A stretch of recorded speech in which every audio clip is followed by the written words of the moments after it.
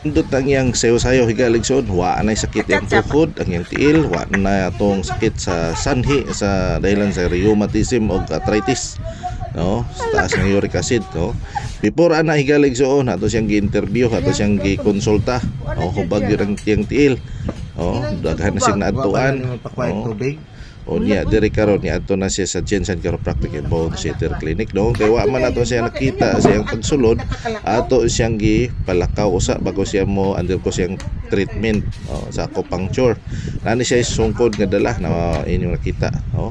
Karon malakaw siyang way sungkod mo ni ang kayang kayamtang magkiang na, no.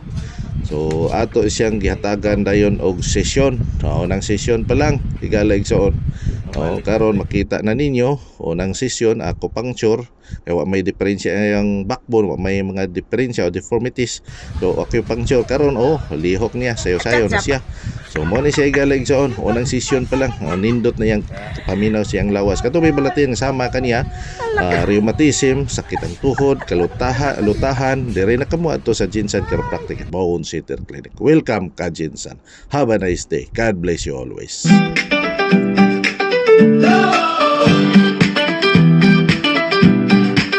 Your body's in pain, you're feeling so low. Your back and your neck just won't let go. Don't wait any longer, don't suffer in pain.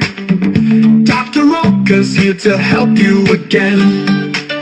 Doc Rock is the expert, ready to mend.